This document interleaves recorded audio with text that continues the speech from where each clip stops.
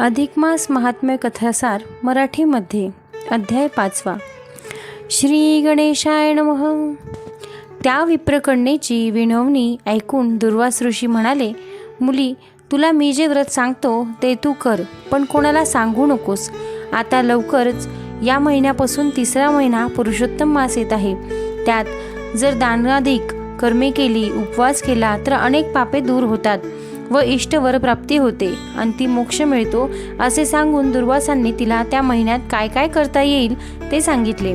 पण त्या विद्वान मुलीने त्यांच्या मत ग्राह्य न मानता सूर्य, शंकर, विष्णू, देवी, इतर महिने यांसाठी करावयाची व्रते सुद्धा प्रभावी आहेत आणि अधिक मास तर मलमास म्हणून अनिष्ट मानला जातो असे म्हटले.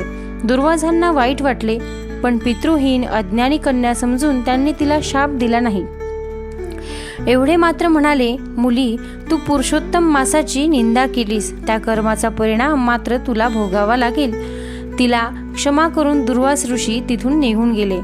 शंकराची आराधना करावी असे त्या मुलीने ठरवले आणि कित्येक वर्ष तप झाल्यानंतर तिच्या तपाने शंकर प्रसन्न झाले. त्या मुलीला अत्यंत आनंद झाला. शंकराने तिला विचारले, तुला काय हवे? तेव्हा ती उत्साहाच्या भरात पती देही असे 5 वेळा म्हणाली.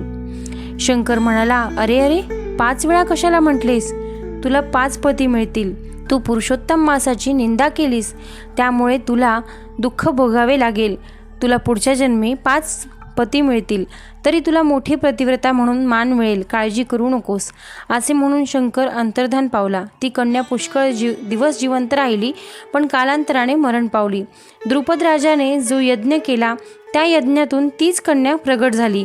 असे म्हणून श्रीकृष्ण म्हणाला, मला प्रिय असणाऱ्या पुरुषोत्तम मासाची हिने निंदा केल्यामुळे दुःशासनाकडून हिची विटंबना होणार होती. पण ती मला बंधू मानते व माझी भक्ती करते, म्हणून मी तिला वाचवले. येत्या पुरुषोत्तम मासात तुम्ही व्रताचरण करा, म्हणजे तुमचे दुःख लवकर दुःख होईल. असे सांगून पांडवांचे सांत्वन करून श्रीकृष्ण द्वारकेला परत गेले आणि पांडवांनी नंतर वनवासात पुरुषोत्तम मास आला असता स्नानाकाधिक व्रते केली आणि यथाकाल शत्रूंना जिंकून आपले राज्यपद परत मिळवले. नारायण नारदाला म्हणाले, सूर्यवंशात दृढधन्वा नावाचा राजा होता. त्याने पुरुषोत्तम मासाची सेवा केली व गोलोकास गेला.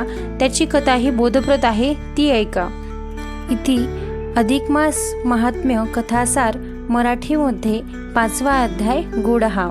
श्रीकृष्णार्पणमस्तु.